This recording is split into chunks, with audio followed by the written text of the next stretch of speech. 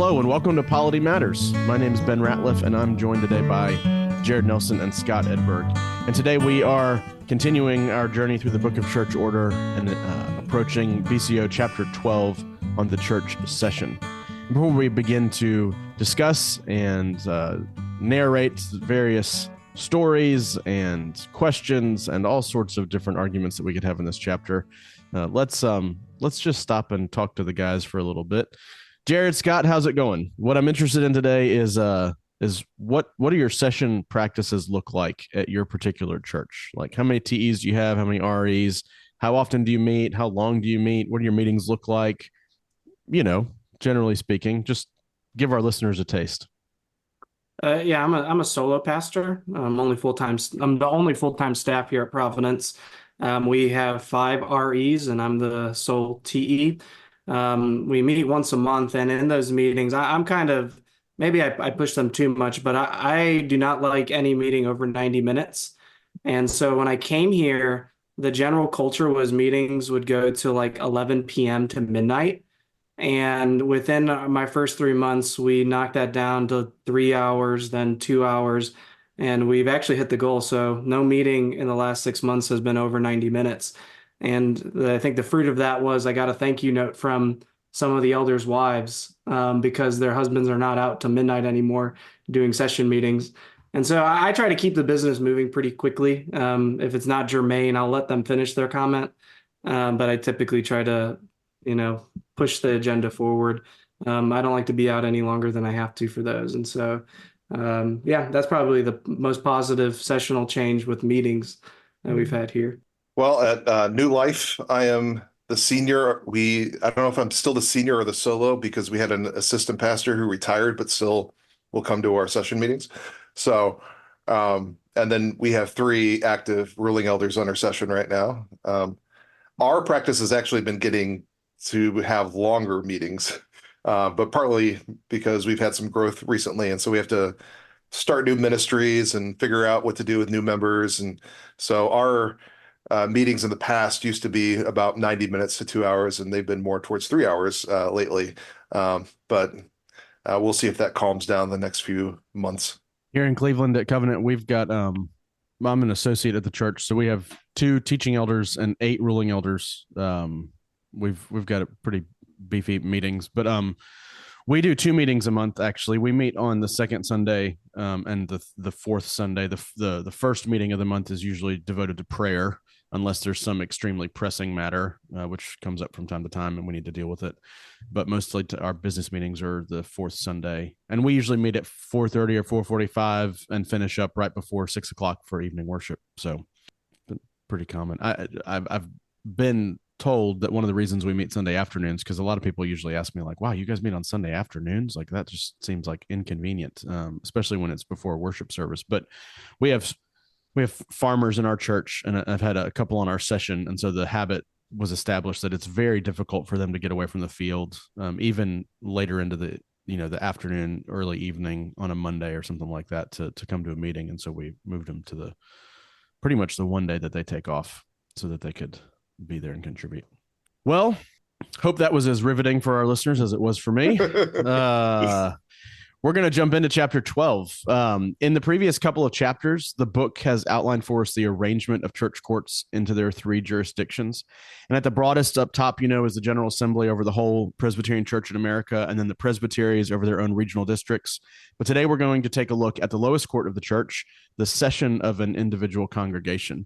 In the public eye, it can appear as if GA and presbytery are where all the action takes place, but the session is really where it all begins. And BCO 12 lays out all the necessary details for a session to function properly. So we're going to talk about members and quorum, moderators, responsibilities and powers, as well as record keeping. And then a lovely reminder there at the end that all the session does is to be bathed in prayer. So we're going to work our way through these one paragraph at a time, and we'll pause for comment. Do you guys have any thoughts before we begin about maybe anything to pay attention to, anything that struck you just generally about this chapter? One would be the language seems to be almost 3 office. You're talking mostly about pastor and elders versus the teaching elders versus the ruling elders. So This may be a bit of a remnant of three office language in our BCO. Yeah, and the language in that vein, you can see it where there are certain roles that are defined for each office within the context of the session, where there's not much latitude in who's the moderator, at least according to the text. And so I concur with Jared. Before we get started, just to make sure, I copied this from my PDF version that I use regularly, the what I'm about to read. There were no updates to Chapter 12 last year at General Assembly, right? That I have failed to input? Okay. I know there was one the previous year, but all right. So let's jump into BCO Chapter 12, beginning in the first paragraph, at least the first paragraph of the first paragraph. The church session consists of the pastor, associate pastor, or pastors, if there be any, and the ruling elders of a church. If there are 4 or more ruling elders, the pastor and 2 ruling elders shall constitute a quorum. If there are fewer than 4 ruling elders, the pastor and 1 ruling elder shall constitute a quorum. Assistant pastors, although not members of the session, may be invited to attend and participate in discussion without vote. And I'm actually going to go ahead and read the rest of this to get us all in the same place. When a church has no pastor and there are 5 or more ruling elders, 3 shall constitute a quorum. If there are less than 5 ruling elders, 2 shall constitute a quorum. If there's only 1 ruling elder, he does not constitute a session, but he should take spiritual oversight of the church, should represent it at presbytery, should grant letters of dismission, and should report to the presbytery any matter needing the action of a church court. Any session by a majority vote of its members may fix its own quorum, provided that it is not smaller than the quorum stated in these paragraphs. I never quite understood why we split that definition of quorum. I suppose maybe the second paragraph is dealing with a lack of pastor, but yeah, so they start off by telling us who the members of a session are. So even before we get into quorum, here we are again, gentlemen, talking about the assistant minister. But before we get to him, talk to us about why these are the members of a session: pastors, associates, and ruling elders. Because these are the ones that are voted on by the congregation. So the pastor, the senior pastor, is voted on by the congregation to be called. So is the associate, and so are any ruling elders. So this would come into the distinction between associate and assistant. The assistant is called by the session, and they don't get to just call assistants and add to their session numbers. The congregation has to call you in order for you to be able to have authority over a session. And that point about assistants is made in the last sentence there. We can go ahead and talk about it maybe. Scott, I think you always have some thoughts on assistants. I was an assistant, so I have lots of thoughts on being an assistant. Since assistants are not hired by the session, or since they're hired by the session and not called by the congregation, they have no authority on the session. But that's not only assistants. That's probably the one we talk about most often. But there are also stated supply and other supply situations where a man may be at a session meeting, serving in some capacity within the church, but not himself a member of the session. And so it's not only assistant pastors, emeritus pastors or elders, I should say, ruling elders and others are, though they have status in some regard, they're not members of that particular session. With that said, though, they may be invited to the session meeting.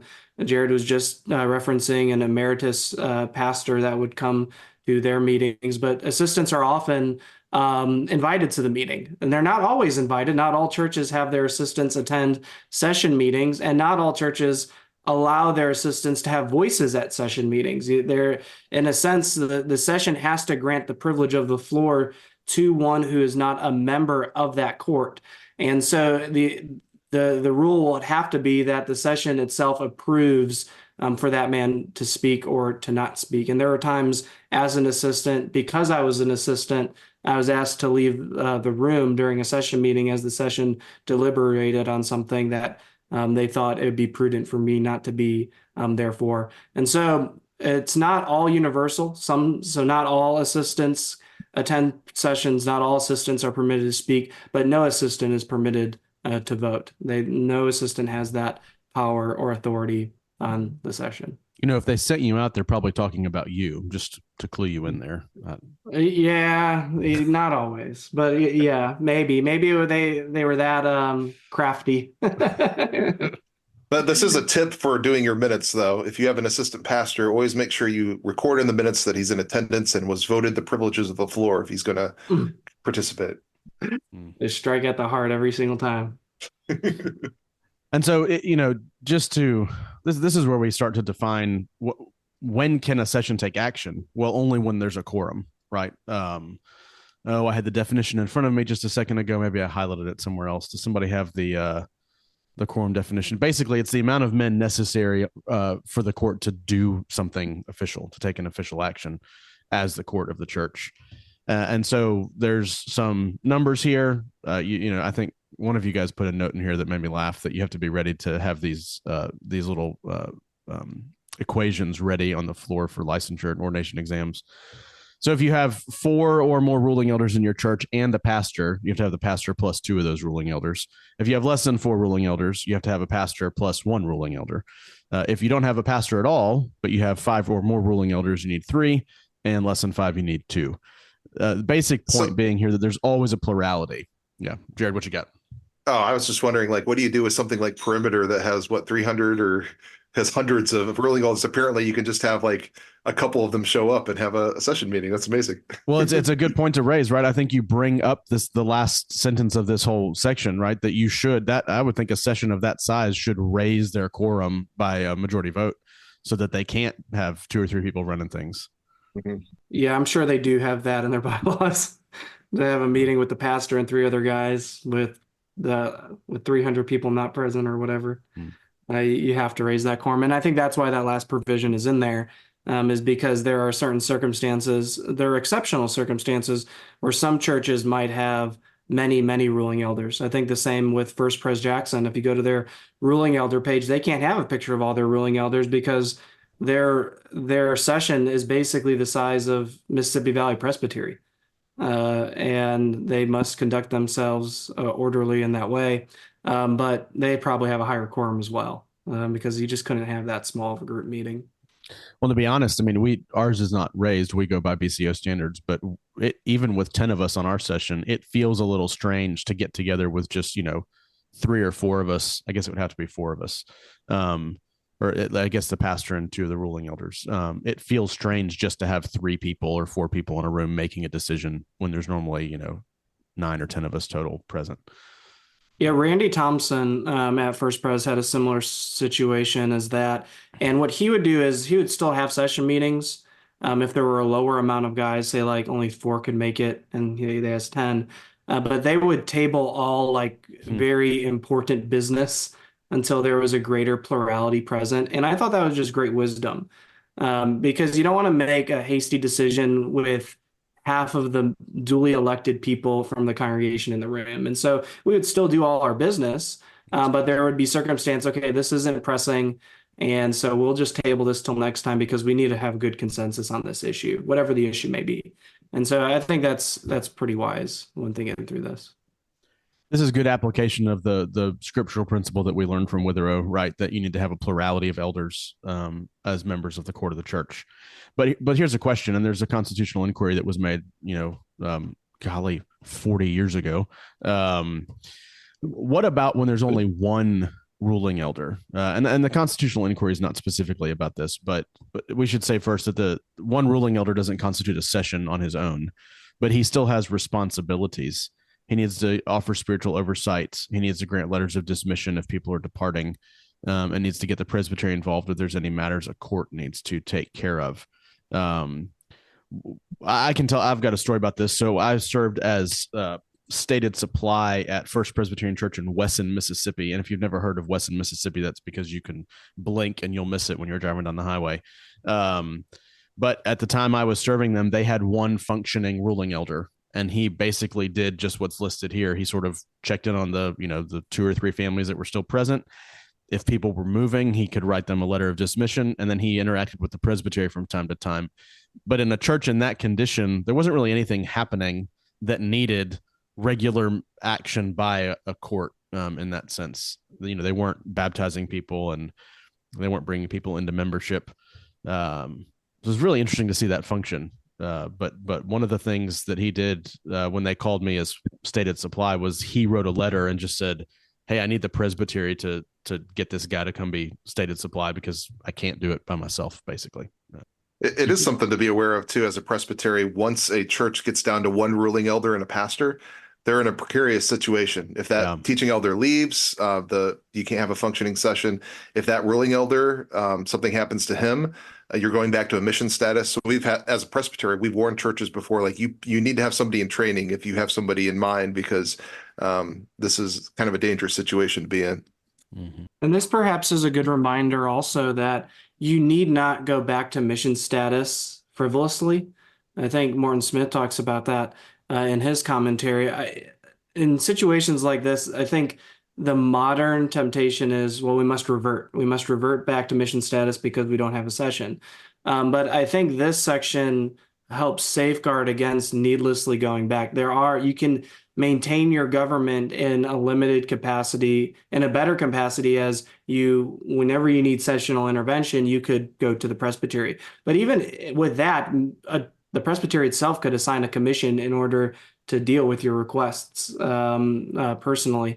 And so I think this is a better way than going from particular to non-particular back and forth over and over again. This gives us the proper framework for what to do when we lose all of our officers or most of our officers at a congregational level. And so I think this section is good to have on mind when thinking about mission status. I think people tend to go when they're thinking of particular. That's going to be unusable altogether. Yeah, Scott, you went a little crazy there. Your audio was hijacked. My audio, well, I said my piece. I'm not saying it again. All right. Well, we can put this in the recording then. We kind of have referenced it a couple of times, maybe in passing now. The constitutional inquiry from 1984. If that a church dwindles down and they have a pastor and a singular ruling elder, is that all that's needed to constitute a valid session? And basically the answer was yes. They just can't do business if only one of them is present, which is an obvious statement to make. And I believe there's language about this. I'd have to go double check when it talks about particularization of a mission church into a full status, that you only have to have enough elders elected by the congregation and installed to constitute a quorum of the session, which would be reflected here as well, that you just need a pastor and one ruling elder to make a session. Your quorum would be the full session every single time. So, which meets the requirements, right? One ruling elder is less than four ruling elders. And so plus the pastor is the quorum. Scott, I'm going to ask you your own question. Can the session call a meeting without the pastor present or without his knowledge? Yes to the first, but no to the second, I think. So he can call a meeting because that's provided lower in the section in BCO 12-2. And it gives us a circumstance when the pastor is not present. What do you do? And so I don't want to jump in too far into that one yet. But yeah, the pastor needs to know about your meetings. You can't have a part of your session calling secret meetings. That's not how sessions work. You can't have a part of the court meeting without the knowledge of the other members of the court. And so I would say the knowledge has to be there, but the pastor will have times where he's not there due to perhaps an emergency or some other issue. Jared, do you think differently? When we get to 12-2, I have a story. Well, let's jump into it then. 12-2, 12-3, and 12-4 all kind of are along the same lines, talking about the matter of moderator and what circumstances may arise that would impact who in particular is moderating a meeting. We'll do 12-2 to start. The pastor is, by virtue of his office, the moderator of the session. In the pastor's absence, if any emergency should arise requiring immediate action, the session may elect one of its members to preside, the quorum for such emergency meeting being as in the case of a church with no pastor in 12-1. Should prudential reasons at any time make it advisable for a minister other than the pastor to preside, the pastor may, with the concurrence of the session, invite a minister of the same presbytery to perform this service. I can't stand this paragraph because they say pastor instead of teaching elder. They say minister as well. That's in there somewhere. And then they're designating elders in here too. This is all over the place. But Jared, let's have a story or whenever it's appropriate. Well, one day, as I was getting ready to go to a session meeting, I noticed a crying of one of my children who, when they were playing, two of my children had collided into each other, resulting in one of my children breaking their legs. And so I quickly Did you say legs plural? one leg, yes, Oh. one leg. Okay. Oh. So I quickly sent a text to the session that there's an emergency going on. I could not make it to session meeting. And so instead I took my helped get one child to the hospital and the others to be taken care of. And so my session looked at 12:2 and said, well, the pastor has an emergency, so we're going to meet without him. Well, when they reviewed our session records, they actually said the emergency here is something that requires immediate action. So if you needed to replace me that Sunday for worship or something like that, that's the emergency. But they said the emergency actually wasn't something that needed the session to meet. So the presbytery actually cited them to say, you didn't need to meet. So you could have just said, meeting's canceled. We'll take care of this business later. So that's my story of our presbytery didn't think that we should meet without the pastor present for the pastor's emergency because there was no church emergency. That's a good distinction that I really hadn't thought about qualifying. The basics here laid out, right? The definition of moderator. The pastor's a moderator, the teaching elder, the minister. Take your pick. Apparently, we can call this person whatever we want. We've talked about this before in the previous chapters when we talked about moderators of the different church courts, allowing the teaching elder to be the moderator of the session adds a little balance of parity to it, right? He's underrepresented, so to speak, and so he can sort of be the moderator, but he's also got more knowledge and training in these types of areas, almost certainly, and so he's a wise choice for moderator. There's a provision for emergencies, and then there's provision for circumstances that call for an impartial moderator, so to speak. So should prudential reasons at any time make it advisable for a minister other than the pastor to preside, if the session's in agreement, they can invite a minister of the presbytery to come perform this service. Do you guys know of situations where this has happened? Most of the places I've served have had, with the exception of Hazelhurst, we've had multiple teaching elders in the building, and so we've been able to use our own staff to cover meetings like that, but never had to call somebody from outside. We did when we were transitioning from the main line into the PCA. They sent a representative from Presbytery, and he moderated the transition from the RCA into the PCA in our congregation, and it was helpful because we were a Dutch denomination, and we knew our Dutch. It was the orange book. We knew the orange book well, but we didn't know the blue book well, and so it was helpful to have him present in order to move our business along in a way that would be procedurally good for the PCA. You could imagine other scenarios too, such as there's a discipline matter that involves somebody in the pastor's family, his cousin or something like that. And just so there's no impropriety, even in appearance, you might invite somebody in for something like that.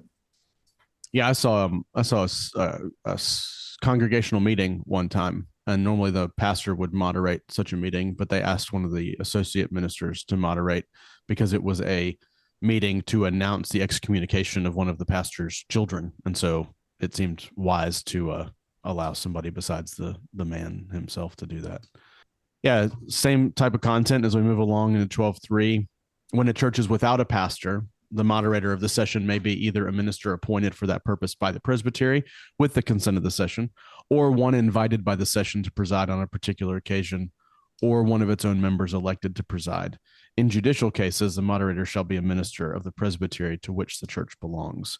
So, of course, the question has to arise that 12:3 answers, okay, what about a church that doesn't have a pastor who's the de facto moderator? What do we do in that case? And there's some exceptions here given, rather some suggestions, I suppose, on who should preside in that spot. Anything here stand out to you guys? It all seems pretty straightforward. Just a reminder that in light of the training for the pastor, they seem to also mandate that a teaching elder is the one who oversees judicial decisions, and that he must be the moderator of a judicial court. And so whenever there's a case of process, you have to, without a pastor, call in a representative from the presbytery. A ruling elder cannot, at least according to 12:3, serve as the moderator of a judicial commission. I was waiting on Jared because I saw him flapping the blue binder around. I thought maybe he had something to add here. I remembered when I came in to take the call at my church, the congregational meeting was led by one of the ruling elders who presided over the congregational meeting to call me. So that would probably be an instance in which there's no pastor. And of course, it makes sense for one of the ruling elders there to preside. I've known teaching elders too that have come in and asked one of the ruling elders to moderate a meeting with him present to kind of substitute for him just to get the lay of the land because they actually have more institutional knowledge at that point. But I don't know exactly what the propriety of that is since they did have a pastor at the time. So worth pointing out something similar to what Scott said above, that if the presbytery's appointed somebody to come moderate a session and the session has consented to such appointment, that moderator does not have the ability to vote. He's not been elected by the congregation. So if a tie were to break out, he could not break it in any way. Same thing for the particular occasion. If the session just initiates and invites a teaching elder from the presbytery to come help out, no voting privileges there. 12.4 keeps the same kind of thoughts going. Just, for us lowly associate or assistant pastors, associate or assistant pastors may substitute for the pastor as moderator of the session at the discretion of the pastor and session. Not sure if there's a lot here to say. It's basically just reminding, hey, when it says that a teaching elder from the presbytery can help out moderating, don't forget you might have some that are present there already you can use. Well, I wonder if this is when the pastor is actually still present. I remember when I had accepted a call as an assistant pastor, I was going to be a solo pastor coming to Pennsylvania, and I still was there for another 2 or 3 session meetings. And that session decided to let me moderate those meetings to get some experience doing that. And the pastor was there that if there was anything that was dicey, he could take over at any time. But they voted to let me moderate those meetings to get some experience. So that might be something in view here. That would tie into how we used to talk about assistant ministers, right? Or how we presume they came about was they were originally intended to be sort of an intern-esque looking thing and would need practice in their moderating. Scott, did they ever let you moderate a meeting when you were assisting? Yeah, my phone was ringing and I didn't want that to be in the background. It said spam risk, so I don't feel too bad. But yeah, there was a few occasions. They were mostly interviews for receiving members when the pastor was out. I think one of them was Randy was preaching at an ordination service in the evening. And so he was in Huntsville. And so instead of postponing someone's membership interview, I then moderated that meeting. But outside of that, whenever Randy was out, or Randy would never just hand it over when he was there, but the session would just move the meetings typically. And so I didn't get a lot of moderating experience until I came here to Providence. A few occasions in Tuscumbia, but not much else there. When I was in seminary, oddly enough, when I was a candidate for ministry, Charlie had a practice of allowing his interns to help navigate through the docket. And so he would be there and he would be the moderator, but he would allow the intern to at least start using the language and trying to figure out how to navigate a meeting. And so you never had the authority, just be taken away from you immediately if there was something bad you did, but it was meant to try to give the intern of presbytery at least some experience with how to navigate a meeting. And I thought it was helpful. He didn't have any authority, he didn't vote. I didn't vote or anything like that, but it was like being a moderator with training wheels. And I thought that was good. Moderator with training wheels. That might be a title.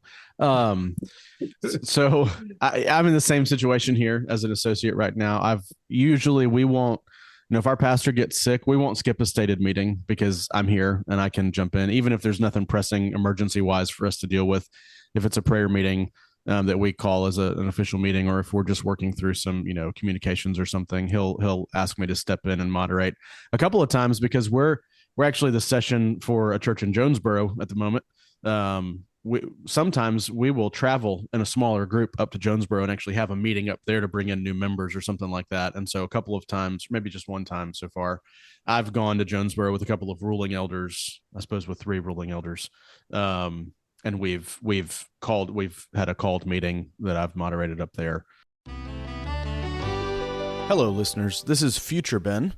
Our discussion of BCO 12 continues for another 40 to 45 minutes, and doctors everywhere certainly will agree that so much polity in one sitting is unwise for anyone. So be sure to come back next week when we resume our conversation about the church session. If you're interested in learning more about anything we mentioned in the show today, check out the show notes in your podcast player or at politymatters.org. If you enjoyed the show, consider following us on Twitter and Facebook at Polity Matters and subscribe in your podcast app of choice. If you have any questions or comments, you can contact us at politymattersfeedback@gmail.com, or you can find any of us on Twitter. Just check the show notes for the proper links. Thanks again for spending time with us. Until next time, y'all take care.